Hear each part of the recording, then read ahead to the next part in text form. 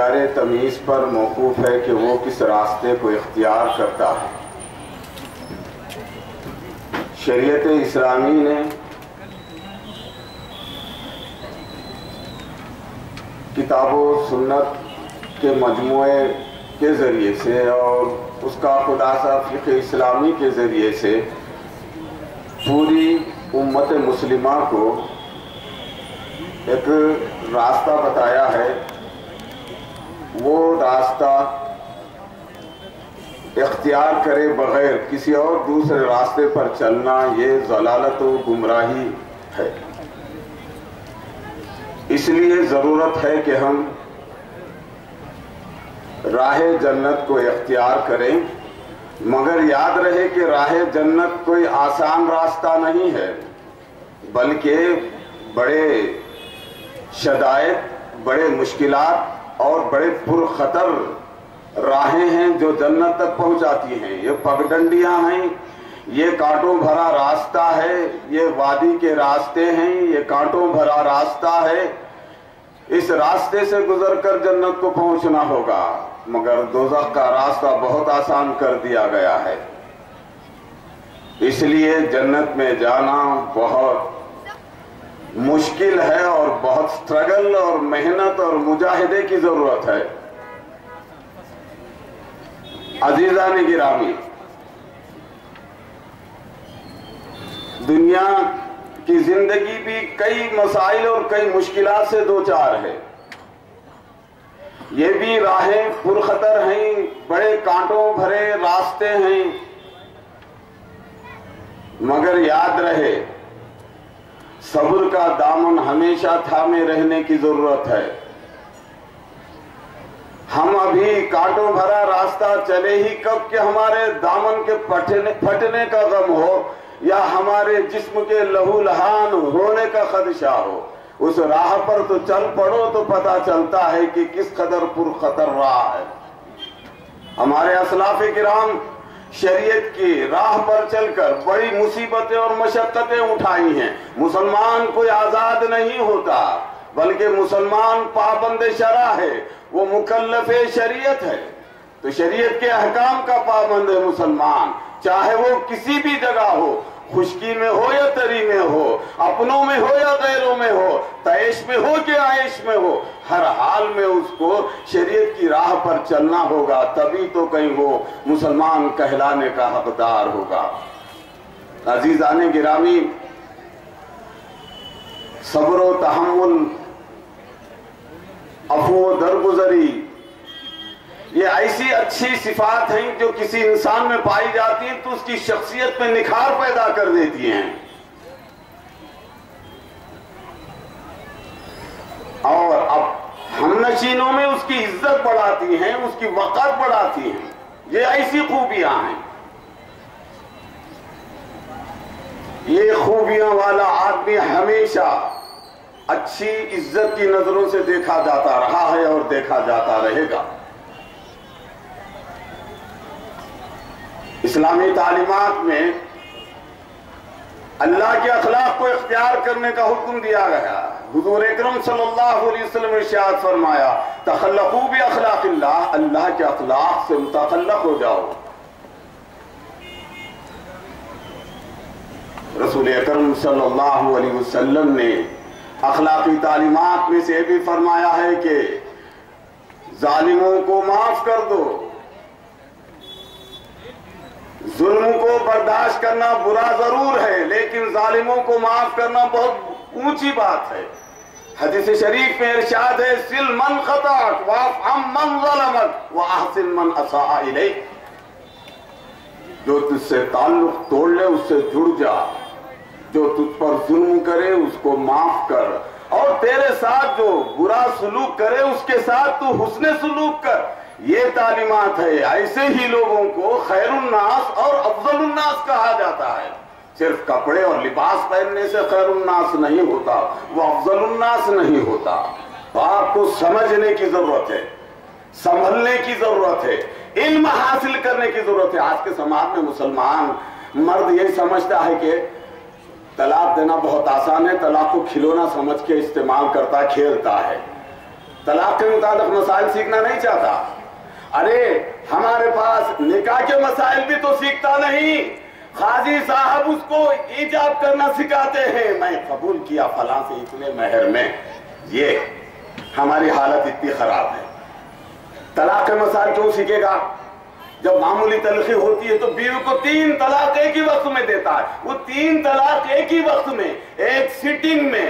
طلاق کہے یا تجھے 3 طلاق کہے یا ایک ہی طہر میں, ایک ہی مہینے میں متفرق طور پر بھی 3 طلاق دی تو طلاق مغلظہ ہے. یہ سخت گناہ ہے, یہ خلاف سنت ہے, شریعت اس کی سخت مخالف ہے. لیکن آج جو ہے 3 طلاق دینے کا رجحان بڑھ گیا ہے. نتیجتاً قانون ہمارے سر پہ ہتھوڑا بن کے تلوار بن کے لٹک رہا ہے. معاف کرنا, میں بہت باتیں حساس باتیں آپ سے کہہ رہا ہوں. کیوں آپ نہیں سیکھنا چاہتے طلاق کے مسائل؟ کیوں آپ جو ہے کاروبار کرنا چاہتے ہیں تو بزنس کے اصول کیوں نہیں سیکھتے؟ آپ نکاح کرنا چاہتے ہیں تو نکاح کے فوائد اور نقصانات سے کیوں باخبر نہیں ہوتے؟ طلاق کی جب بات آتی ہے تو طلاق کے اصول کیوں نہیں سکھاتے کہ طلاق رجعی کیا ہے, طلاق بائنہ کیا ہے, طلاق مغلظہ کیا ہے, طلاق حسن کیا ہے, طلاق احسن کیا ہے, طلاق بدعی کیا ہے؟ آپ ان قسموں سے واقف نہیں ہوتے اور بیوی کو چھوڑنے کے لیے صرف 3 طلاقیں رہ گئے. آج کا جاہل یہ سمجھتا ہے کہ بیوی کو چھوڑنا تو 3 طلاقیں دی تو بیوی چھوٹ جاتی ہے. حالانکہ وہ کام 1 طلاق سے بھی ہو سکتا ہے. شدید ضرورت پر حالانکہ طلاق ابغض المباحات ہے, اشد المبغوضات ہے, اور ایسی طلاق دینے والے اسوأ الطبیعات میں شمار بری بدترین طبیعتوں کے حامل لوگ ہیں. السلام علیکم رحمۃ اللہ وبرکاتہ. مجھے آج خوشی اس بات کی ہے کہ جامعۃ المومنات کی طرف سے خواتین کا اجتماع مقرر کیا گیا. یقیناً یہ اجتماع ہمارے لیے قابل فخر کی بات ہے, کیونکہ اکثر مرد حضرات کے اجتماع ہوتے رہتے ہیں اور خواتین کا بھی اجتماع کی ضرورت ہے. اور ہم لوگ تو سیاسی قائدین ہیں, اس کے لیے علماء انہیں بہت اچھی تربیت دے سکتے ہیں. آج کے اس خواتین کے اجتماع میں ہمارے خصوصی مہمان جو ہمارے مقامی MLA احمد بن بلالہ صاحب اور اس جامعۃ المومنات کے صدر مفتی مستان علی قادری صاحب, ناظم جماعت المومنات, اور پروفیسر شکیل احمد صاحب حمدانی جو علی گڑھ یونیورسٹی سے آئے ہیں, ڈاکٹر حافظ شبیر پاشا صاحب, مفتی حسن الدین صاحب, امیر شریعت محمد قمر الدین صاحب جو چیئرمین ہے مائنرٹی کمیشن, اور اکبر حسین صاحب مائنرٹی فائنانس کارپوریشن چیئرمین, سید اویس صاحب, وحید احمد صاحب ایڈوکیٹ جو آج کے استقبالیہ صدر ہیں, محمد مظفر حسین صاحب جو ابھی آپ کو بہت دیر تک مخاطب کرتے رہے, نور الحق صاحب ایڈوکیٹ, مفتی رضوان زرینہ صاحبہ, مفتی ناظمہ عزیزہ صاحبہ, رحیم اللہ خان نیازی صاحب جو TRS کے قائد ہیں, اور خاص طور سے ہمارے خصوصی مہمان عبید اللہ اعظمی صاحب جو آلریڈی پارلیمنٹ میں نمائندگی کر چکے ہیں, مولانا درویش محی الدین قادری صاحب, اور ڈائس پر بیٹھے ہوئے میں تمام بھائیوں ہر بات بتاؤں گا. دنیا میں سب سے اہم ہے تو ہمارے لیے تعلیم. دنیا میں جو مسلمان سابقہ میں حکمران تھے, آج سارے ہندوستان میں وہ دلت سے بھی زیادہ کمزور ہے, اور ساری دنیا میں اقتدار پہ ہوتے ہوئے بھی وہ آپسی رساکشیوں میں گھیرے ہوئے ہیں. اس لیے میری بہنیں سے میں آپ کو مخاطب کو کہتا ہوں, عورت جو ہوتی ہے اس کا بہت اونچا مقام ہوتا ہے, وہی گھر کو سنوار سکتی ہے. اور عورتوں کی تعلیم بنسبت مردوں کے, مرد کو تعلیم دی جائے تو ایک شخص کو تعلیم دی جاتی ہے, اگر ایک عورت کو تعلیم دی جائے تو خاندان کو تعلیم دی جاتی ہے. تو ہم زیادہ سے زیادہ ہماری بہنوں کو اچھی سے اچھی تعلیم دینا چاہیے, اور ان بہنوں کو جو خاص طور سے دنیاوی تعلیم تو حاصل کرتے ہیں, یقیناً وہ ڈاکٹر بھی بنتے ہیں, انجینئر بھی بنتے ہیں, IAS بن سکتے ہیں, IPS بن سکتے ہیں, جو بھی چاہے, بس ساتھ ساتھ دین کی تعلیم بہت ضروری ہے.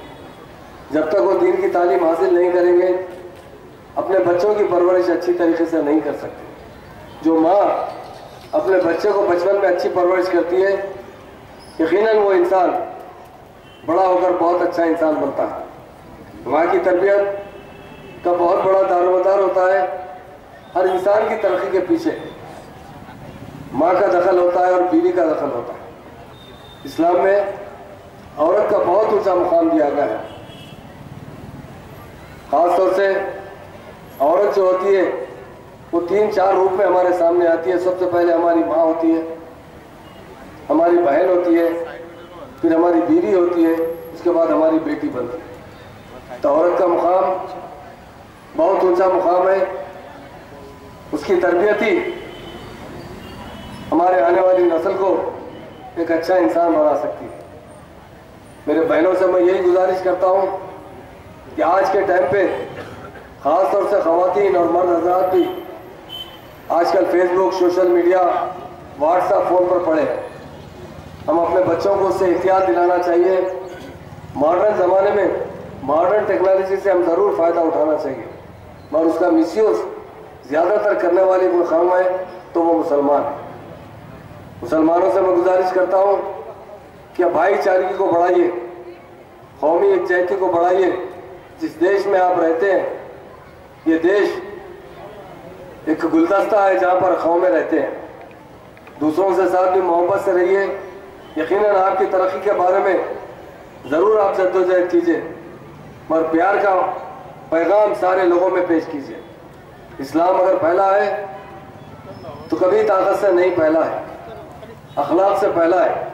آج کل مسلمانوں کے اخلاق بہت دن بدن سابقہ کے بنسبت گرتے جا رہے ہیں. اس اخلاق کو سدھارنا چاہیے, محبت اور بھائی چارگی کی تعلیم دینا چاہیے اور محنت کرنا چاہیے. میں دیکھتا ہوں مسلمان تعلیم سے بہت پیچھے, بہت دور ہے. جو ٹاپ رینک آتے ہیں آپ نکال کر دیکھ لیجئے, چاہے کسی ایگزام کے ہو, MSET ہو یا IAS ہو, IPS ہو, چارٹرڈ اکاؤنٹنٹ ہو. میں 2 دن پہلے چارٹرڈ اکاؤنٹنٹ کے جو بچے پاس ہوئے سرٹیفکیٹ دینے گیا تھا. آندھرا پردیش اور تلنگانہ سے تقریباً 600 سے زیادہ لوگوں کو میں نے سرٹیفکیٹ دیا. مگر میں نے دیکھا اس میں ٹوٹل 4 یا 5 چارٹرڈ اکاؤنٹنٹ ہمارے مسلمان تھے.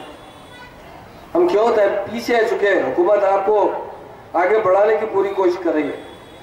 ابھی مظفر صاحب نے کہا کہ عورتوں کو جو اہمیت ہے اس کی مثال اسلام میں دی گئی ہے, مگر اس کی مثال میں KCR صاحب کو بتانا چاہتا ہوں. انہوں نے عورتوں کے لیے, لڑکیوں کے لیے جس طریقہ سے تعلیم ہو یا ان کی حفاظت کے لیے, سارے ہندوستان میں نہیں ہے, ہماری اسٹیٹ میں شی ٹیمز ہے جو عورتوں کی مکمل حفاظت کرتی ہے, انہیں تربیت دیتی ہے. اسی طرح ہمارے لڑکیوں کے لیے ہمارے آنریبل CM صاحب نے ان کے اقتدار میں 4 سال کے اندر ہی انہوں نے 204 ریزیڈنشل اسکول کھولے ہیں, جس میں آج 50,000 سے زیادہ مسلم لڑکے اور لڑکیاں تعلیم حاصل کرتی ہیں. اور وہاں کی جو لڑکیاں تعلیم حاصل کرتی ہیں بہت ٹاپ لیول سے تعلیم دی جا رہی ہے. اور ایک خاص بات بتانا چاہتا ہوں کہ وہاں پر نمازوں کا اہتمام ہے, وہاں پر دینی تعلیم بھی دی جاتی ہے.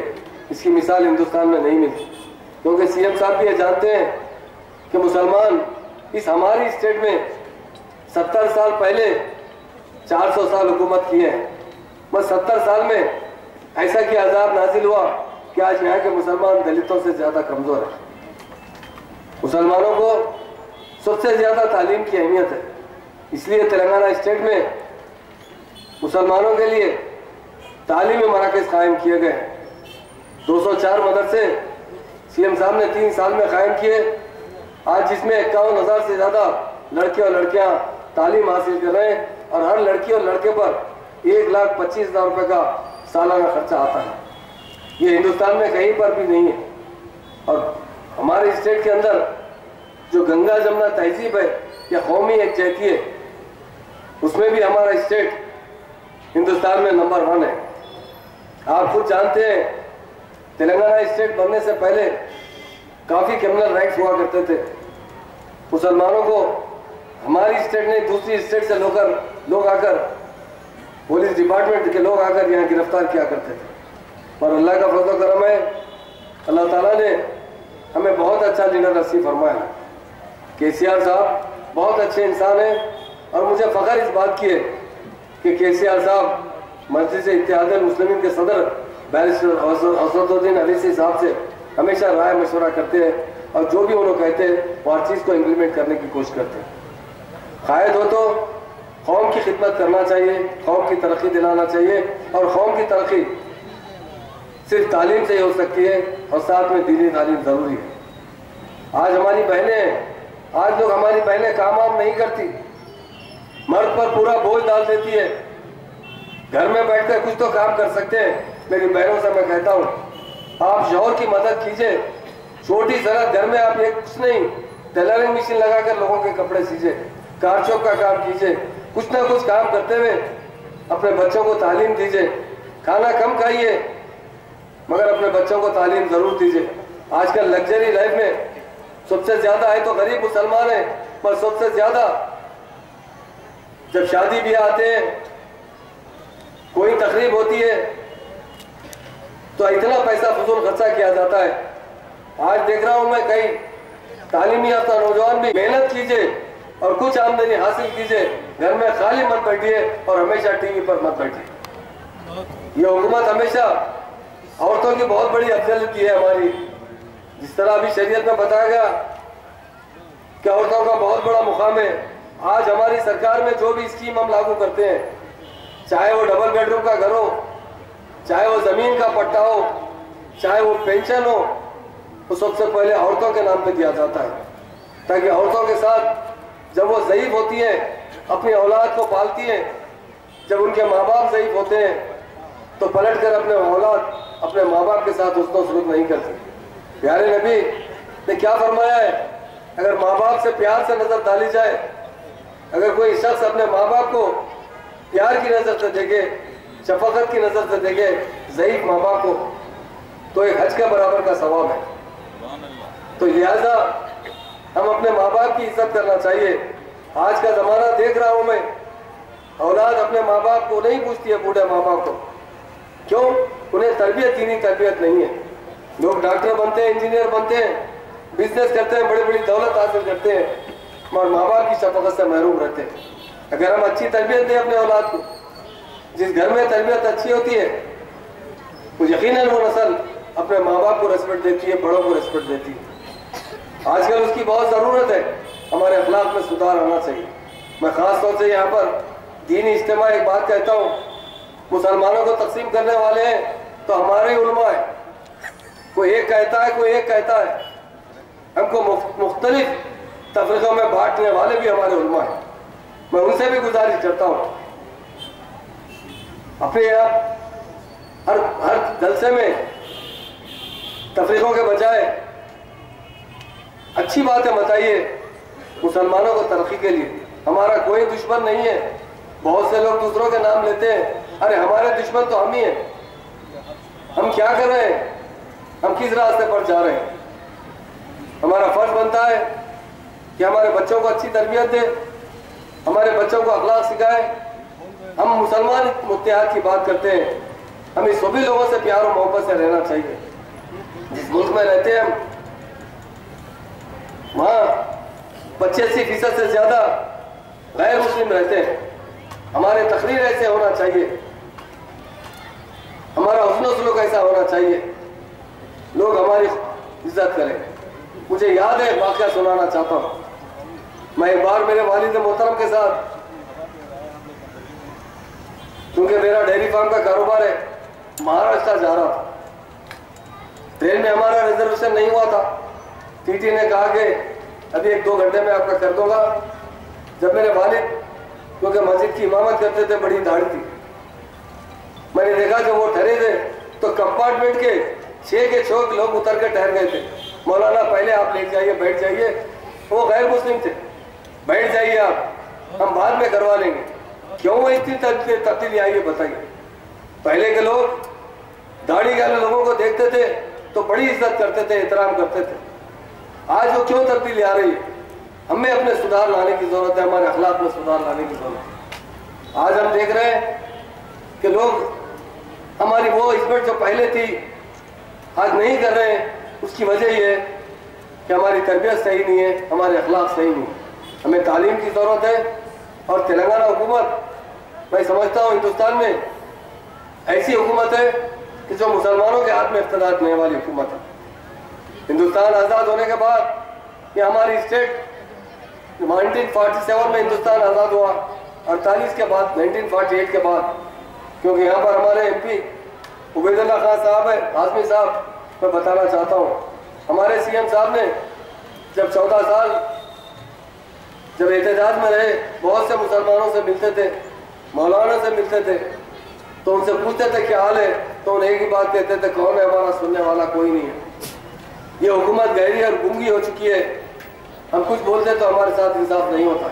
इसलिए CM साहब ने इस स्टेट में एक डिप्टी CM का ओहदा मुसलमान को दिया, आपके खास भाई को दिया, इसलिए दिया कि आप लोगों की हिम्मत अफजाई की जाए। आज जो ऐसे उसका हमेशा आप जो है हम तकलीफ महसूस करते थे कि हमारा सुनने वाला कोई नहीं है, तो इस बेअसी को दूर करने के लिए CM साहब ने एक मुसलमान को डिप्टी CM का ओहदा दिया। और आज आपके लिए सारे लोग मुसलमानों पर इल्ज़ाम लगाते हैं, हालांकि दुनिया का कोई मुसलमान देश के खिलाफ नहीं हो सकता। इस्लाम में सबसे बड़ी तालीम दी गई तो अपने वतन की मोहब्बत की तालीम दी गई। आज CM साहब ने होम मिनिस्टर का ओहदा दिया एक मुसलमान को, इसीलिए कि मुसलमानों की हिम्मत अफजाई की जाए। अस्सलामु अलैकुम वरहमतुल्लाहि वबरकातुहू। आज का ये अज़ीमुश्शान एक रोज़ा कुल हिंद ख़वातीन कॉन्फ्रेंस ज़ेरे निगरानी जामियतुल मोमिनात मोगलपुरा हैदराबाद अज़ीमुश्शान तौर पर ये कॉन्फ्रेंस मुनक़िद हुई है और इसके मेमार मुफ्ती मस्तान साहब कादरी मद्दजिल्लहु लाली, जिन्होंने अपनी पूरी जवानी, अपना शऊर, अपना इदराक, अपना इल्म, अपनी अक्ल और अपने तजर्बात को इकट्ठा करके मिल्लत इस्लामिया की बेटियों को दुनिया और आखिरत के मसाइल से नीज़ उनकी ज़िम्मेदारियों से आशना करने के लिए इल्म कुरानी और इल्म हदीस की रोशनी में फ़िक़्ह इस्लामी के साथ साथ आलिम व फाजिल तक की तालीम देने का बेड़ा उठाया। और आज अल्हम्दुलिल्लाह ये इदारा सूबा तेलंगाना में उसके मरकज़ी शहर हैदराबाद की सरज़मीन पर बच्चियों की तालीम और तरबियत के सिलसिले में एक इनफरादी मकाम हासिल कर चुका है। मसल मशहूर है कि एक फ़र्द को अगर पढ़ाया गया तो एक आदमी पढ़ता है और एक औरत को अगर पढ़ाया गया तो एक ख़ानदान की तालीम मुकम्मल होती है। सही मानों में बच्चे की पहली दरसगाह माँ की गोद होती है। मुफ्ती साहब आज जो कॉन्फ्रेंस है इसके तरफ से आज जो एक रोज़ा कॉन्फ्रेंस है, वही बोल रहा हूँ, सही मानों में बच्चे की दरसगाह माँ की गोद होती है। माँ अगर तालीम याफ्ता है, अमल याफ्ता है, नमाज रोज़ा की पाबंद है, हराम व हलाल में तमीज़ करना जानती है और अपनी औलाद को रिज़्क़ हलाल और सिद्क़ मकाल से नवाजती है, तो एक अच्छा माशरा दुनिया में बर्पा होता है। ये जामियतुल मोमिनात दरअसल उसी माँ को तैयार कर रहा है और ये ख़वातीन कॉन्फ्रेंस इसी का पैगाम आज सूबा तेलंगाना के ज़रिए पूरी दुनिया की मिल्लत इंसानिया को दे रही है। आज की ये कॉन्फ्रेंस इस्लाह माशरा का भी काम कर रही है, तालीम का भी काम कर रही है, आमाल व अखलाक से मुज़य्यन होने का भी पैगाम दे रही है। नीज़ मुल्क में जो मुसलमानों के हुकूक़ हैं और जो मुसलमानों के शरई मामलात हैं, उन मामलात पर अगर हुकूमत की तरफ से या अक्सरियत की तरफ से कोई मुदाखलत होती है तो कुरान और सुन्नत की रोशनी में उसका भी जवाब दिया जा रहा है। चुनांचे आपने मुख्तलिफ़ उलमाए किराम से मुख्तलिफ़ मौज़ूआत पर जो गवर्नमेंट ने मुसलमानों के साथ दखल अंदाजी करते हुए हिंदुस्तानी मुसलमानों को परेशान करने का बेड़ा उठा रखा है, मोदी जैसे मूजी के पुरफरेब सियासत को भी बेनकाब किया है। चुनांचा तलखीस ये है कि ये कॉन्फ्रेंस हर एतबार से एक सालेहियत का जामा पहने हुए कॉन्फ्रेंस है, जो इंटरनल तौर पर और एक्सटर्नल तौर पर मुसलमानों को सही मानों में मुसलमान बनाने का पैगाम देती है और मुसलमानों के ज़रिए गैर मुस्लिम इंसानों तक रसूल पाक का रहमत भरा पैगाम पहुंचा करके सारी इंसानियत के लिए अमन का पैगाम देती है। शुक्रिया। सब खुसूसी मेहमान को नवाजे थे आज के बाद, खुसूसी मेहमान कौन थे इस प्रोग्राम में आज? वो तो वो बताएंगे। सर जो मोदी सरकार के जो तलाक़ सलासा के ऊपर कुछ बताएंगे आप? देखिए,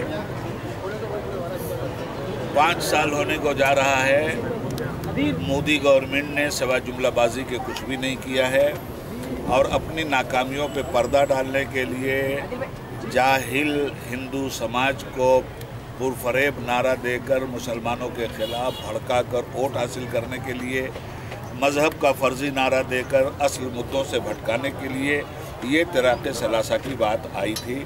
इसमें कोई दम नहीं है। इंशाअल्लाह ताला लोकसभा में इन्होंने पास किया है, राज्यसभा में लटका है और अल्लाह ने चाहा तो सियासी एतबार से हम लोग इन्हें इसी अप्रैल मई में लटका देंगे। न रहेगा बांस न बजेगी बांसुरी।